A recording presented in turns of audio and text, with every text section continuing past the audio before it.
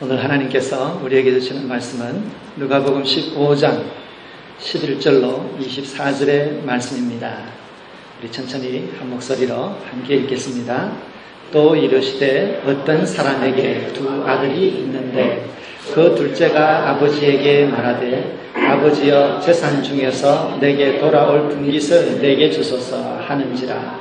아버지가 그 살림을 각각 나눠 주었더니 그 후 며칠이 안 되어 둘째 아들이 재물을 다 모아가지고 먼 나라에 가 거기서 허랑방탕하여 그 재산을 낭비하더니 다 없앤 후 그 나라에 크게 흉년이 들어 그가 비로소 궁핍한지라. 가서 그 나라 백성 중 한 사람에게 붙여 사니 그가 그를 들러 보내어 돼지를 치게 하였는데 그가 돼지 먹는 쥐엄 열매로 배를 채우고자 하되 주는 자가 없는지라. 이에 스스로 돌이켜 이르되 내 아버지에게는 양식이 풍족한 품꾼이 얼마나 많은가. 나는 여기서 줄여 죽는구나. 내가 일어나 아버지께 가서 이르기를 아버지, 내가 하늘과 아버지께 죄를 지었사오니 지금부터는 아버지의 아들이라 일컬음을 감당하지 못하겠나이다. 나를 품꾼의 하나로 보소서 하리라 하고 이에 일어나 아버지께로 돌아가니라. 아직도 거리가 먼데 아버지가 그를 보고 측은히 여겨 달려가 목을 안고 입을 맞추니 아들이 이르되 아버지, 내가 하늘과 아버지께 죄를 지었사오니 지금부터는 아버지의 아들이라 일컬음을 감당하지 못하겠나이다 하나 아버지는 종들에게 이르되 제일 좋은 옷을 내어다가 입히고 손에 가락지를 끼우고 발에 신을 신기라. 그리고 살찐 송아지를 끌어다가 잡으라. 우리가 먹고 즐기자. 이 내 아들은 죽었다가 다시 살아났으며 내가 잃었다가 다시 얻었노라 하니 그들이 즐거워하더라. 아멘. 지난주 17일 수요일날 사우스캐롤리나의 임마누엘 아프리카 감리교회라고 하는 그 한 흑인 지역교회에서 수요일 성경 공부가 있었습니다. 그런데 그날은 특별하게도 딜런 로프라고 하는 한 백인 청년이 그 성경 공부 모임에 참석을 했습니다. 모든 흑인 성도님들이 이 백인 청년을 환영해 주었고 그러면서 성경 공부를 시작했습니다. 1시간쯤 지나고 나서 이 청년이 자리에서 벌떡 일어나서 흑인은 이 나라를 떠나라 라고 하면서 총을 꺼내어서 사람들을 쏘았습니다. 목사님을 비롯한 9분의 성도님들이 그 자리에서 돌아가셨습니다. 신문은 이 비극적인 사고라고 이것을 보도합니다. 하지만 이 땅에서 동시대에 함께 믿음 생활하는 우리에게는 비극적인 사고가 아니라 사실 그것은 우리에게 순교로 다가오고 있습니다. 우리에게는 순교의 현장이기도 한 이 임마누엘 아프리카 감리교회에 하나님의 위로와 회복의 은혜가 있기를 바랍니다. 미국에는 오래전부터 뿌리 뽑히지 않는 편견과 그 편견을 기본으로 한 폭력이 있어 왔었습니다. 그러나 그럼에도 불구하고 언제나 우리는 시민사회의 도덕적인 가치관, 또 인류의 보편적인 가치를 위해서 이 사회가 발전하여 왔습니다. 비록 한 흑인 청년이, 비록 한 백인이 흑인들을 미워해서 총기를 들고 사람을 죽였지만 그 흑인 교회는 믿음으로 일어서기 위해서 몸부림을 치고 있습니다. 그것을 볼 때에 참 이 시대에도 정말로 살아있는 믿음이 있구나. 이 믿음 때문에 정말로 자기 가족의 목숨을 내어놓는 그 현장에서도 그것을 뛰어넘어 슬픔과 아픔을 뛰어넘어 믿음으로 서리라고 하는 그러한 분들이 우리가 살고 있는 이 미국 땅에 있다는 걸 생각하면 너무나 감사하고 또 우리에게 도전이 됩니다. 오늘은 세상에 있는 모든 아버지들에게 존경과 감사를 표현하는 아버지의 날입니다. 지난달에는 어머니의 날이었습니다. 그래서 오늘은 이 두 날을 합쳐서 어머니와 아버지, 그분들의 부모님들의 존재의 귀함, 부모님의 존재의 무게를 한번 생각을 해보고 은혜를 나누고자 합니다. 하나님께서는 이 온 우주와 아름다운 지구와 그리고 우리 사람들을 창조하셨습니다. 이 모든 창조의 세계 속에는 하나님의 창조를 이루어 나가실 때의 하나님의 그 지혜와 섭리와 하나님의 선하심이 이 창조 세계에는 그대로 배어 있습니다. 그래서 우리는 이 자연을 바라볼 때에 그 속에 있는 하나님의 선하심을 우리는 느낄 수 있습니다. 그래서 여러분 무슨 우리 교회사에 보면은 아시시의 성자 프란세스코라고 하는 분은 숲에 들어가면 그 숲이 하나님을 찬양하고 꽃들이 하나님을 찬양하고 또 새들이 하나님을 향해서 찬양하는 것을 보았습니다. 그리고 그가 지내는 그 옆이웃 마을에 한 늑대가 와서 아이들을 해치니까 이 프란체스코가 숲에 들어가서 늑대를 만났는데 늑대가 다가오니까 형제여 어찌하여 사람을 해치느냐라고 꾸짖으니까 그때부터 이 늑대가 꼬리를 내리고 동네에 퍼피가 되어서 아이들이 그 늑대를 가지고 함께 놀았습니다.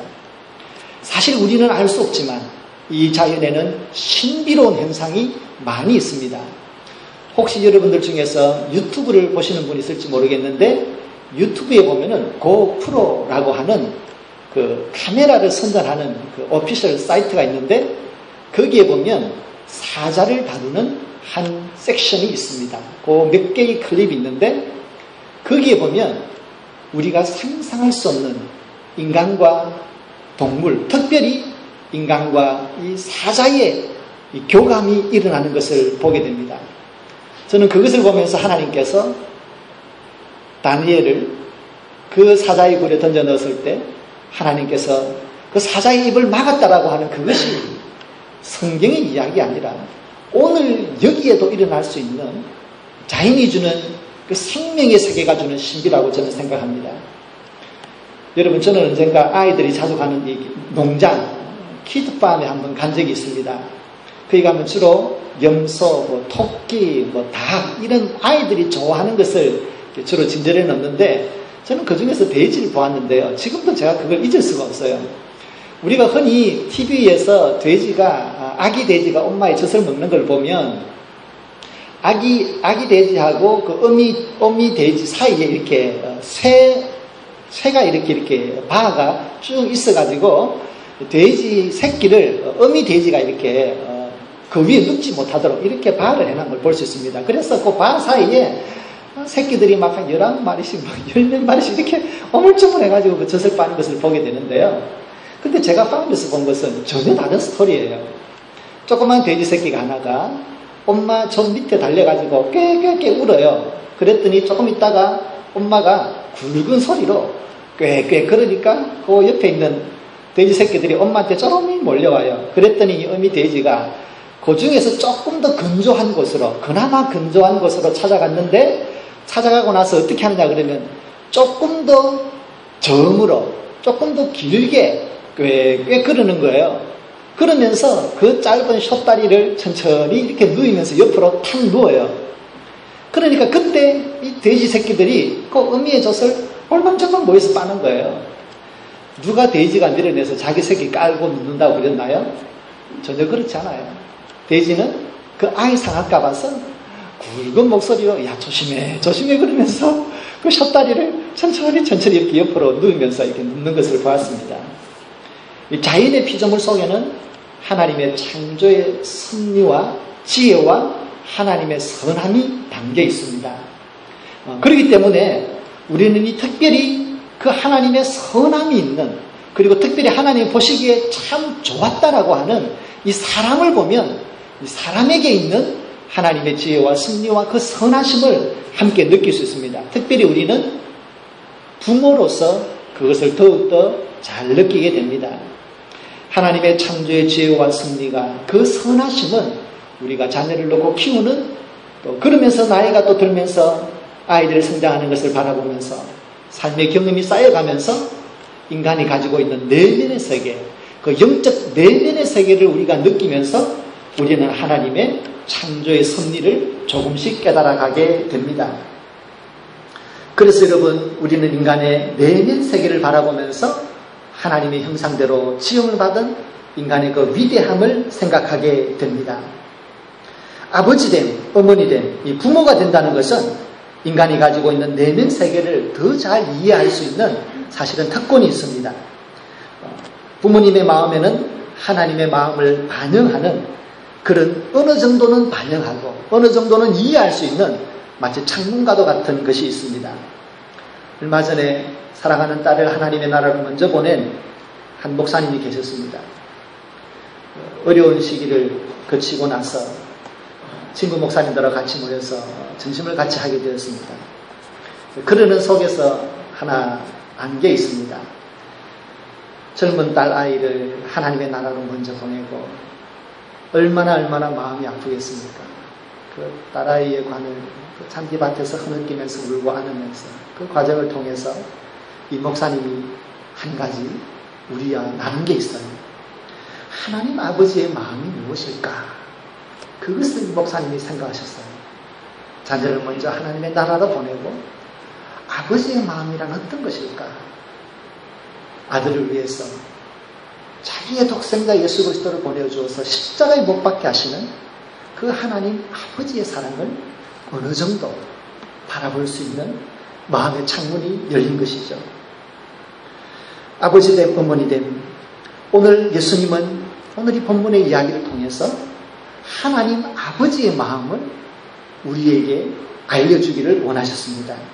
물론 그것은 하나의 작은 창문에 불과합니다.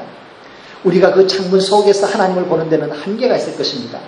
우리는 언젠가 이 창문을 뛰어넘어 하나님을 보게 될 때에 우리는 그 하나님 아버지의 마음을 온전히 알 것입니다. 그러나 오늘 이 제한되어져 있는 이 상징적인 비유 속에서 보여지는 아버지의 마음이 있습니다. 첫 번째는 아버지의 마음, 그것은 자녀의 인생에 대하여 끊임없이 책임을 다하는 마음입니다. 둘째 아들이 아버지에게 자기에게 돌아올 유산을 물려달라고 합니다. 아버지는 이 아들이 아직은 어리지만 그래, 너도 이제 책임 있게 살아야지. 너의 꿈을 향해서 한번 나아가 봐라. 그러면서 유산을 정리해서 주었습니다. 하지만 얼마 지나지 않아 이 둘째 아들은 자기의 모든 재산을 정리해서 아버지의 간섭이 없는 먼 나라로 가버리고 말았습니다. 아버지는 그때로부터 이 아들을 염려하였습니다. 특별히 그 지방에 깊은 흉년이 지나고 나자 아버지는 염려가 들었습니다. 이 아들이 먹을 것이라도 제대로 먹나. 그러면서 아버지는 집에서 기다릴 수가 없어서 가장 멀리 볼 수 있는 곳에 올라서서 매일같이 그곳에서 행여나 아들이 오나 기다리고 있었습니다. 그러던 어느 날 저 길끝에서 남루한 한 아이가 터벅터벅 걸어오고 있습니다. 아버지는 직감적으로 이 아이가 내 아이구나 라고 느끼고 그 먼 길을 달려가서 깨제제한 거짓골을 하고 있는 이 아이, 냄새나는 이 아이, 그 아이를 덥석 안고 아이의 볼에 입을 맞추고 그 아이를 타닥하게 맞아주었습니다. 둘째 아들은 기어들어가는 목소리로 얘기합니다. 아버지, 내가 아버지와 하나님에게 죄를 지었어요. 지금부터는 제가 아버지의 아들이라고 부를 수가 없습니다. 하지만 아버지는 이야기합니다. 종들에게 제일 좋은 것을 꺼내서 이 아들에게 입히고 그리고 손에 반지도 끼워주고 신도 신겨주어라. 그리고 살찐 송아지를 잡아서 우리가 같이 잔치를 하자고 했습니다. 그러면서 이야기하죠. 이 아들은 죽었다가 살아난 내 아들이고 잃어버렸다가 찾은 나의 아들이다라고 선포합니다. 아버지는 아들을 비난하지 않았습니다. 너 그 많은 돈 가지고 어디다가 다 써버렸니? 너 이게 꼴이 이게 뭐니? 이런 일체의 비난을 하지 않습니다. 아버지는 아들의 결정과 그의 인생에 대해서 책임지는 마음이 있었기 때문입니다. 내가 좀 더 잘 가르치지 못했어. 내가 그때 따끔하게 혼을 냈었어야 되는데, 내가 그때 안 된다는 말을 분명히 했었어야 되는데 그러지 못했던 자기 자신의 책임을 돌아보며 아들의 모든 잘못을 마치 자기 자신의 잘못인 양 그것을 다 책임으로 떠안는 것이 바로 부모의 마음입니다. 그래서 아버지는 둘째 아들의 과거에 대해서 일제히 얘기하지 않습니다. 대신에 그 모든 잘못을 나의 책임으로 받아들이고 아들을 환영합니다. 그래서 아들에게 그의 아들의 지위와 권한을 회복시켜 줍니다. 부모가 자식을 키우는 것은 당연합니다. 그리고 자식이 잘 되라고 정말 매를 들면서 때리기까지 하면서 가르치는 것은 당연합니다. 그런데 역설적이게도 부모만큼 자식에게 바른 소리, 쓴소리 해가며 키우기가 어려운 것도 사실입니다. 바로 이것이 부모의 마음입니다. 무엇입니까? 마음으로부터의 영적인 일체감과 그 일체감 때문에 가지는 영적인 책임감, 부모로서의 도덕적 책임감, 그것 때문에 우리들은 오히려 잘 키울 수 있을 것 같지만 오히려 우리는 잘 키우지 못할 수도 있습니다. 그래서 우리는 부모의 책임감이 주는 그 어려움들을 잘 느끼고 있습니다. 하나님은 우리를 하나님의 형상대로 지으셨습니다. 우리는 하나님을 기뻐하며 하나님과 영적인 교제소를 살도록 창조되었습니다. 그러나 우리의 마음속에 있는 이 자기중심적인 생각, 나의 자존심, 나의 기분, 나의 이익, 이것 때문에 우리는 하나님의 뜻을 알지만 돌아서 버리고 하나님이 무엇을 원하는지 알지만 모른 척 해버립니다. 그러한 인간들을 향해서 하나님은 그 모든 책임을 떠안으시고 독생자 예수 그리스도를 보내주셔서 예수님께서 죽으심으로 말미암아 우리의 모든 잘못을 하나님이 떠안으셨습니다. 십자가 안에서 우리의 모든 죄가 하나님의 것으로 바뀌어졌습니다. 십자가 안에서 우리의 모든 부끄러움과 수치가, 우리의 모든 죄악이 내 것이 아니라 이제 하나님의 책임이 되었습니다. 이제 우리는 예수님 안에서 하나님이 주시는 자녀로서의 특권, 거룩한 성도로서의 특권만 우리가 가지게 되었습니다. 이것이 오늘 이 본문의 사건을 통하여 우리에게 주시고자 하는 예수님께서 가르치는 하나님 아버지의 마음입니다. 요한일서 4장 10절의 말씀을 함께 읽겠습니다. 요한일서 4장 10절입니다. 사랑은 여기 있으니 우리가 하나님을 사랑한 것이 아니요 하나님이 우리를 사랑하사 우리 죄를 속하기 위하여 화목제물로 그 아들을 보내셨습니다. 아멘. 예수 그리스도 안에서 어떤 죄라도 어떤 부끄러움도 주님 안에는 용서될 수 있습니다. 우리가 예수님에게 고백하기만 하면, 예수님의 이름 붙들고 우리 자신의 삶을 고백하기만 하면 언어의 세계를 뛰어넘어 미처 우리의 언어와 우리의 기억 그 너머에 있는 우리의 모든 잘못까지도 하나님은 다 용서해 주신 줄로 믿습니다. 초대교회에서는 이러한 용서를 받기 위해서 사람들 앞에 그 용서의 진지함을 보이기 위해서 고백을 했습니다. 그래서 이 고백의 전통은 수도원들이 그 고백의 전통을 따랐고 또한 캐톨릭 교회가 이 고해 성사를 통해서 이 고백의 전통을 따르고 있습니다. 그런데 여러분, 우리의 잘못을 사람들 앞에 고백한다는 것 얼마나 어렵습니까? 부부끼리도 고백하는 거 쉽지 않잖아요. 그래서 대충 떼우고 넘어갑니다. 그렇지만 성경에서는 우리들이 예수 그리스도에게 고백하면 어떤 신부님이나 교회 공동체가 아니라 그 예수 그리스도에게 고백하면 우리의 언어와 우리의 기억의 그 너머에 있는 우리가 잊어버렸던 그 은밀한 것까지도 하나님께서 자신의 책임으로 받아들이고 모두를 용서해 준다는 약속이 오늘 이 본문의 약속입니다. 그러므로 성도 여러분, 우리의 심령을 하나님에게 내어놓고 또 우리의 부끄러움과 우리의 연약함과 또 우리의 심지어는 죄악까지도 예수님에게 고백할 때에 이 모든 것이 예수님 안에 용서되어지고 하나님의 자녀로서 거룩한 하나님의 성도로서 주님께서 받아주실 줄로 믿습니다. 두 번째로 아버지의 마음, 그 부모님의 마음은 어떤 마음입니까? 그것은 자녀의 모든 외침에 응답해 주시는 마음입니다. 21절에 보면은 아버지가 아들에게 이렇게 얘기합니다. 아들이 아버지에게 얘기하죠. 아버지, 내가 하늘과 아버지에게 죄를 지었습니다. 내가 지금부터는 아버지의 아들이라고 일컬음을 감당할 수가 없습니다. 그렇게 얘기하자 아버지는 얘기합니다. 이 내 아들은 죽었다가 다시 살아났고 잃었다가 내가 다시 얻었다라고 했습니다. 무엇을 말씀하나요? 아들의 마음에 그의 부끄러운 외침을 아버지는 들었습니다. 아들의 마음에 도망가고 싶은 그 마음을 아버지는 들었습니다. 그래서 거기에 대하여 응답을 주셨습니다. 아니야, 너는 내가 잠시 너를 잊어버린 것뿐이야. 이제 내가 너를 다시 찾았어.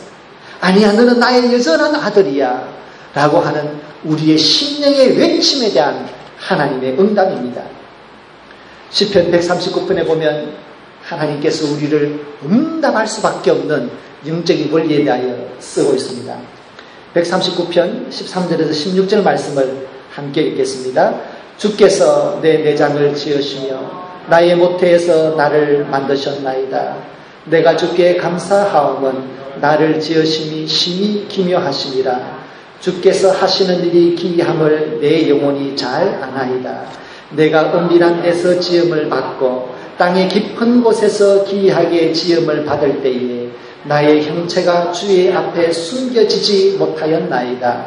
내 형질이 이루어지기 전에 주의 눈이 보셨으며 나를 위하여 정한 날이 하루가 되기 전에 주의 책에 다 기록이 되었나이다. 아멘. 예수님은 우리의 머리털까지도 아버지에게 세신 바 되었다라고 말씀하셨습니다. 우리가 태어나기도 전에 그때부터 하나님은 우리를 아셨습니다. 그러므로 우리의 심령을 살피시고 우리 마음속의 외침은, 우리 마음속의 혼돈을, 우리 마음속의 눈물을 헤아리시며 거기에 가장 완벽한 응답을 주시는 아버지인 줄로 믿습니다. 실로 우리의 하나님 아버지는 선하신 아버지입니다. 그러므로 기도가 중요합니다. 하나님과 영적인 만남의 시간이 바로 기도의 시간인데 우리는 이 기도의 시간을 통해서 우리는 믿음 속에서 우리의 영혼이 하나님과 하나가 되고 우리의 영이 하나님 앞에 열려지면서 하나님께서 우리를 받아들여 주시고 우리에게 필요한 회복의 은혜를 주시는 줄로 믿습니다. 그러면 여러분, 기도는 귀한 것입니다. 기도의 자리를 기다려야 되고 기쁘게 생각해야 됩니다. 이것은 결코 짐이 아닙니다. 그리고 기도는 언어를 뛰어넘는 것입니다. 그저 기도할 때에 우리 어르신들처럼 그저 주여 주여 아버지 아버지 그 한마디면 우리의 영을 보시고 거기에 가장 완벽한 응답을 해주시는 분이 우리의 좋으신 아버지인 줄로 믿습니다. 임마누엘 아프리카 감리교회에 9명의 성도님들이 순교하셨습니다. 순교하신 다니엘 시몬스 목사님의 손자가 이 9명을 살해한 청년에게 마지막으로 이런 이야기를 했습니다. 할아버지와 다른 희생자들이 정오의 손에 돌아가셨지만 모두가 당신의 영혼을 위해 기도하고 있습니다. 이는 우리가 사랑으로 살아왔으며 이번 사건도 사랑을 유산으로 남길 것이며 정오는 결코 사랑을 이길 수 없다는 것을 보여주는 증거가 될 것입니다. 이는 우리가 사랑으로 살아왔으며 이번 사건도 사랑을 유산으로 남길 것입니다. 이 말을 오늘 우리에게서 한번 바꾸어 보면 이렇게 바꿀 수도 있습니다. 우리가 믿음으로 살아왔으며 내 삶의 모든 사건 속에서 믿음의 유산을 남길 것이며 세상의 그 어떤 어려움도 결코 우리의 믿음을 이길 수 없음을 우리는 증거하게 될 것입니다. 성도 여러분, 이 희생자 가족의 말 속에서 믿음으로 살기 위해 몸부림치는 성도의 거룩한 움직임이 보입니까? 그 믿음의 거울 앞에 비춰진 우리의 모습은 어떻습니까? 나의 자존심, 나의 기분, 내 주장과 생각, 그것들이 정말 이 믿음을 세워나가는데 도움이 되었습니까? 우리는 그런 것들을 뛰어넘기 위해 우리는 믿음의 몸부림을 치고 있습니까? 성도 여러분, 오늘도 하나님 아버지 앞에서 성도로서 이런 거룩한 신앙의 몸부림을 치며 하나님 앞에 한 걸음 한 걸음 나아가기를 원합니다. 우리가 비록 순교자의 가족처럼 그런 고상한 신앙은 아닐지라도 우리의 삶의 자리에서 하나님께서 깨닫게 하시며 믿음의 양심이 두드리는 우리의 그 양심의 목소리에 정직하게 응답하는 그런 성도들이 됩시다.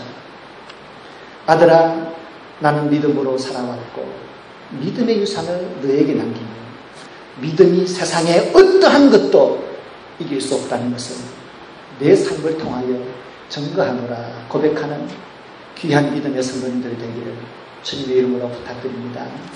기도드립시다. 여러분, 우리 이 시간 지난주 9분의 선교사들 또 그들의 남은 가족들 아픔을 함께한 임마누엘 아프리카 감리교회를 위하여 이 시간 잠시 하나님에게 위로를 주십시오. 그들을 붙들어 달라고 용기를 달라고 이 시간 합심으로 함께 기도드리겠습니다. 하나님 아버지, 이 땅에 귀한 믿음의 사람을 세워주심을 감사합니다. 믿음으로 살기 위해 몸부림치는 주의 백성들이 이 땅에 있음을 감사합니다. 마치 바알에게 꿇지 않은 주님의 백성들이 남겨져 있던 것처럼 인종적인 편견 속에서도 사랑으로 살고자 몸부림치는 주님의 귀한 백성들을 우리 가운데 남겨두심을 감사합니다. 이들을 위로하여 주시옵소서. 이 어려움을 이겨내게 하여 주시옵소서. 앞으로는 만날 수 없는 사랑하는 사람들 잃은 그 깊은 슬픔을 주께서 위로하여 주시옵소서. 아버지, 그 교회를 강하게 세워주시옵소서. 이 땅의 화해의 상징이 되게 하여 주시옵소서. 아버지, 우리들의 부끄러움을 고백합니다.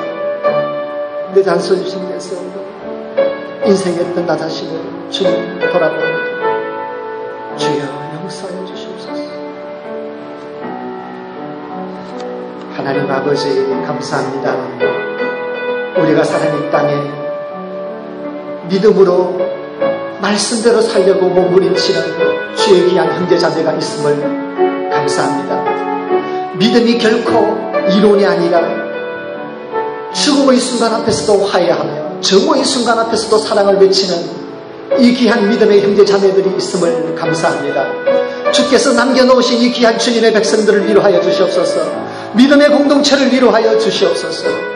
우리들도 주님이여 믿음의 양심을 지키며 주님께서 깨닫게 하시는 그 믿음의 길을 가기 위하여 믿음의 거룩한 몸부림을 치는 주의 백성들에게 인도하여 주시옵소서. 하나님 아버지, 성령 하나님께서 우리에게 영적인 민감성과 깨달음을 주시옵소서. 모든 비성경적인 것들 뛰어넘어 언제나 하나님의 편으로 한 걸음 한 걸음 나아가는 주의 백성들에게 인도하여 주시옵소서. 우리의 믿음을 축복하여 주시옵소서. 성령 하나님, 우리의 믿음의 은사를 더하여 주시옵소서. 기도의 은사를 더하여 주시옵소서. 예수님의 이름으로 기도드립니다. 아멘.